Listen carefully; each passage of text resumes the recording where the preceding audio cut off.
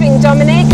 I'm behind the wheel of an absolute street fighting weapon with my very good friend, Vince. Hey. G'day, Vince. G'day. How are you going? I'm well, you?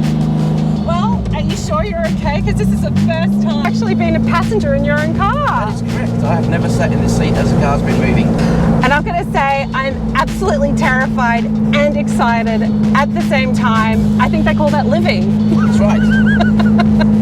Do you go through life feeling somewhat fearful and terrified but extremely excited? Almost every day. About something or another. Now, I hope you don't take offense to my safety glasses. I have taken a leaf out of Gigi Hadid's book.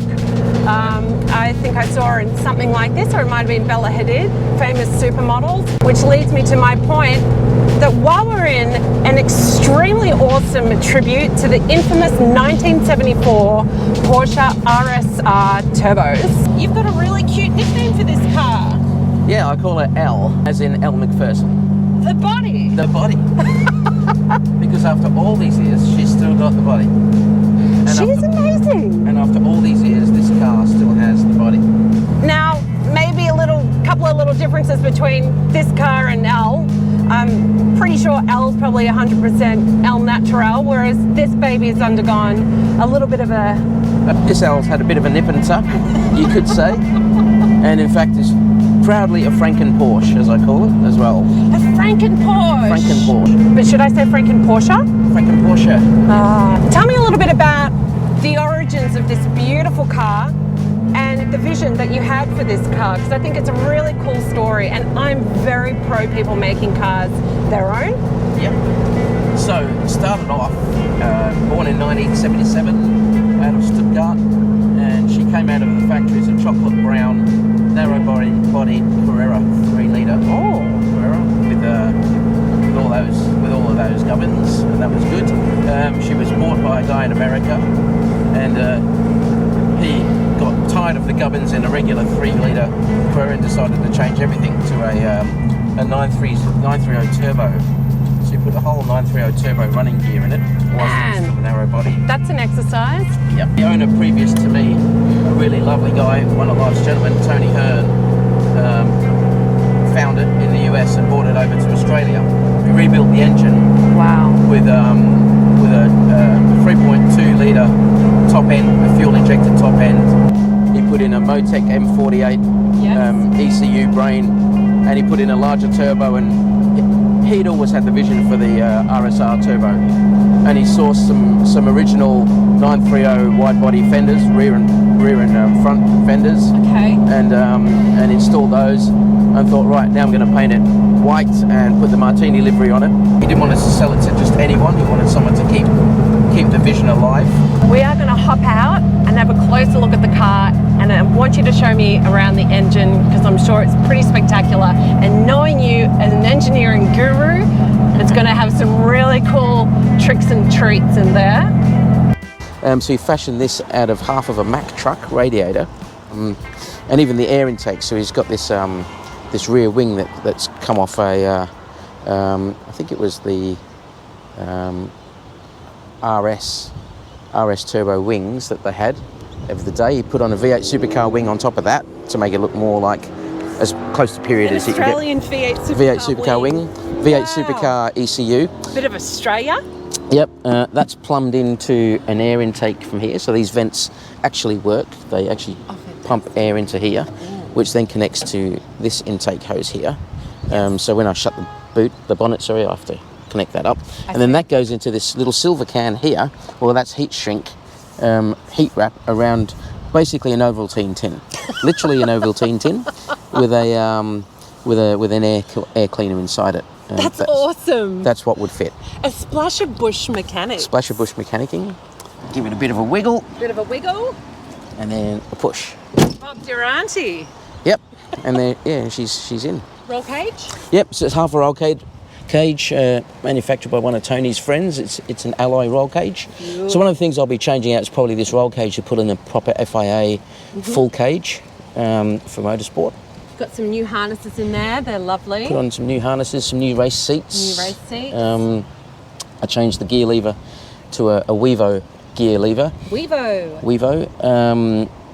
It just makes the shifting a bit more precise, because otherwise it was sort of like shifting in custard. Shifting custard. In custard. So I didn't know if I was in first or reverse, and it was just all over the place. And hand-laid stripes.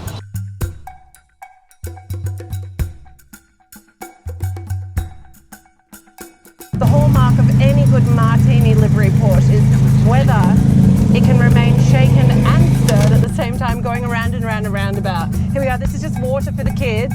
Cheers, Melbourne. You exceptional Survive a beast of a city. racing line.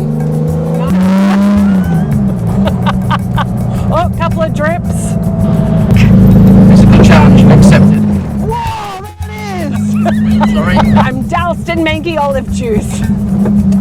Here we go. 3 turns. Oh yeah, we got a steady one. Oh, and we're clear. Manky Olive challenge.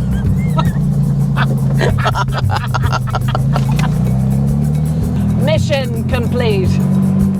I've never driven a Porsche at speed, but I've raced in Group S with lots of Porsche guys. I feel like a lot of skill and mastery as well goes into driving Porsches at top speed, because I feel like they can get away from you quite quickly. Yeah. Would that be the case with a car designed like this? Yeah, so I graduated, I suppose, from the old Boxster S's, which were mid-engined. A bit of a different feel to a front-engine car. I've had them since 2000, and one of them since 2000. So I've been in Porsche since 2000, haven't anything else. Oh my God. And then went to a 911 Carrera S, and that's when I first felt the weight of the engine behind the wheels. I love that feeling. And I thought, oh, this is a bit different, especially coming into corners. But with the modern cars, you've got all of this electronics that interferes and keeps you looking like a rock star. So when I come down here in Albert Park, I'd hit probably 250, 260 down this main straight. And as you were saying, that hard right-hand turn, and I haven't got PDK off all my cars manual. So I'm busy heel towing and hard braking and doing everything. And you just feel at one with the car, but that car has got way more talent than me. And it's saving my butt. Like, strict orders by Porsche are, do not turn off your traction control when you're racing around this track. Wow. Because you'll come a cropper, most likely. Whereas this thing's got nothing, right? So when I raced it last month, or a month before last at the Geelong speed trials. Yes, it did do the quarter-mile sprint. Yeah, she did cool the quarter-mile as. sprint. How'd she go, by the way? I think the best I got was about 12 and a half seconds, which was the year before that, actually. Dude, that's fast. Yeah, it's pretty quick. But again, when you're hitting the brakes at the end, and it's all about, how big are your kahunas to like brake late. So you brake late and you're hoping the whole thing just stays straight. So this thing, you could feel it weaving around and stuff, but I did enough practicing at high speed braking just to see how she would go. I had new shockers put in and stuff like that, so she tracked a bit more straighter this year. But yeah, there's nothing to save you. It is tricky though with the quarter-mile sprints, unlike doing like a track day or something like that. You don't have the opportunity to warm up your brakes. No. So it is a little bit of, woo, let's hope that, I mean, you can kind of dip them on if you need to, pull them up. Yeah. But there is always that kind of, the end kind of, looks like a pretty solid bookend quite quickly. Yes. Well, and she's pretty light, only 1,100 kilos. I was going to ask you that too. And over-braked, especially at the front. It's got big 928 S4 front discs and calipers, and the 930 turbo brakes at the back. Whoa, which actually and they're all ventilated discs. And they used to race with those back in the day. Are they aluminium calipers and things like that? Yeah. Brembo. Brake car. But I'm looking forward to taking her out on the track properly. I haven't been on a track with it yet, so just with time. So I can't wait.